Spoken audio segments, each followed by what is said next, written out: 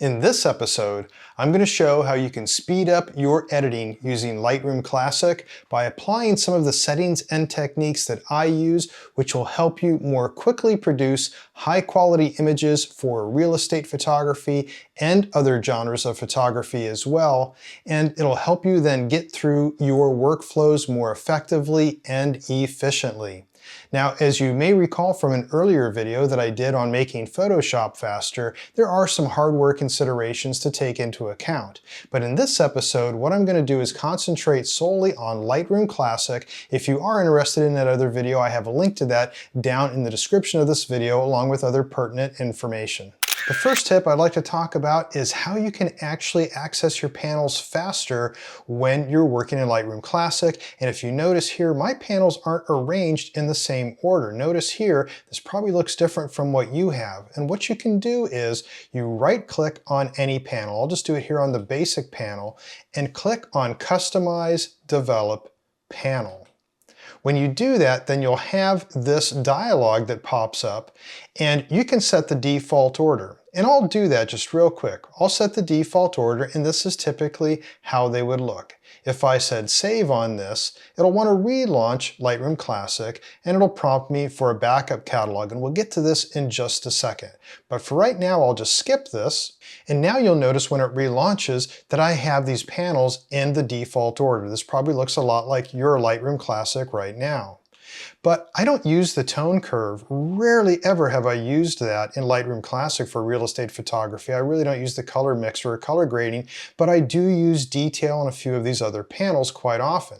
So to access them more quickly without having to constantly scroll, right-click up here once again on the header of this panel, up here, just right-click. It can be open, it can be closed, but you right-click up here and say Customize, Develop, Panel.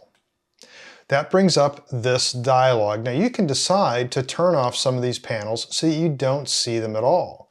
But you only really need to just rearrange them. And one that I like is I've got basic at the top, but I always am doing vertical adjustments with the transform. So I'm going to take that, after clicking and highlighting it, I'm going to drag it up so it's under basic. Then I'm going to do the same thing with lens correction, because sometimes I also do a little bit of manual distortion correction and also then detail for any extra sharpening that I need to do. I'm going to save that, and then when I relaunch Lightroom Classic, I can see now the order has changed to where I've got basic, transform, lens correction, and detail. So this makes it a lot easier to access. These are the panels that I access almost all the time.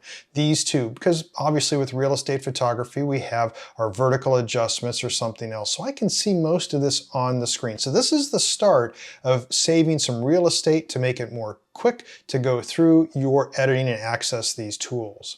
The next thing is, once you have these arranged how you want it, you can use the Control or Command key on a Mac along with a number to access a panel and to open and close it. For instance, if I do Control 1, it's going to close the basic panel. It was at the top. Control 1 again accesses that. Now you might remember here that down here I had lens correction as the third panel. So that would be Control 3. If I press Control 3, it opened the transform panel and brought it up so that it's immediately here so that I can start using it. If I want to go back to the basic panel, that's at 1, so I could do Control 1 and it brings me back to the basic panel.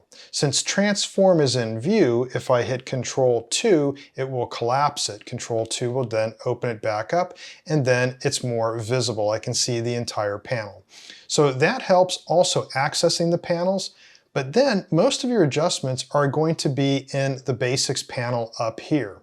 And what you can do is, without having to access each slider, you can use the period and comma keys on your keyboard to go through these various sliders. If I press the period key, it starts here. It went down to tint. If I do the comma key, you notice temperature is highlighted. So if I keep hitting period, I'll go down to tint, exposure, contrast, highlights, and I'm doing this pressing the period key on my keyboard. If I hit comma, it goes back. So let's say that I wanted to quickly adjust exposure. I'm at the exposure slider, and now you can use your plus key or your minus key to make those adjustments. So you don't have to use your mouse and slide it or change the number. You can quickly then just press your period key, go down to the next one, I'm at highlights, and then I can use my minus key or my plus key to change those increments. Another thing that will help save real estate and make it more quick to access these tools is to access your presets more quickly. Because also as I'm editing, I want to see the history panel, and I'm able to here because of how I've arranged this screen. Now in here, I have a lot of presets, and if I were to open all them, I would see that rob this real estate and I'd have to scroll down. So instead, what you can do is you can mark certain presets as favorites. And you'll notice here that some of these have a star next to them. Those are then up here, which are my favorite presets. All you have to do is, if you like a preset, is to right-click on it and you just say Add to Favorites. When you do, it's added up here to this Favorites section, and then you can collapse your user presets or all the other presets that came along with a Lightroom Classic. Then if you don't want a preset up here, then I'll just go ahead and remove it from Favorites. Another thing too, while you're here to save some real estate, is go to User Presets and you can expand it. You'll see that there's a lot of presets here that also are provided from Adobe. If you right-click on the top here at Users Presets, you can then manage your presets. And you'll notice here, I don't have theirs turned on. I don't have a use for all these Adobe presets, so you can then check None here, and then you can check the ones that you want to show. In either case, I just leave this collapsed, and then you've got your favorites up here, and they're easier then to access without scrolling.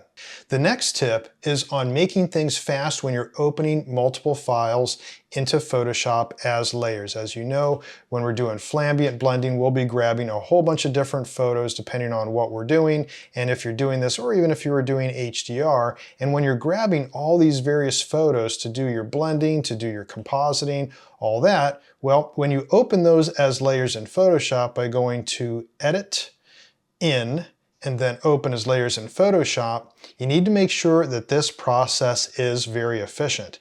And to do that, what you want to do is go up to the Edit menu. And under Edit, you want to go to Preferences, then go to External Editing. In this section where it says Edit in Adobe Photoshop, and we'll have some version there, you want to make sure that the compression is set to none. By default, it'll often be set to zip, which takes time and it's unnecessary. You don't need any compression. It's actually faster to have no compression. What that means then is that those files, those raw files, will be converted to TIFF, which they should be, and when they're sent to Adobe Photoshop with no compression. And by the way, they should be in the color space sRGB and 16-bit. And this is something I've talked about in my books and all my courses as well. And by the way, if you're not familiar with my courses and my books, I have some links to that down in the description for the video. I've got a course on doing professional interior real estate photography to show these techniques and more. I've also got one on expert editing to help you really advance your editing skills, and another on professional exterior photography, including how to do twilight photos and to be able to do the day to dusk, and a lot of other stuff to make really stunning exterior photos. And then of course then I have the books, and some of those have been bestsellers, to help you learn how to do the things specific to real estate photography. But moving along here on speeding up things for editing in Lightroom Classic, there's a little hidden menu that you need to be aware of that has some settings. If you click on up here where it says Lightroom Classic, notice there's a drop down.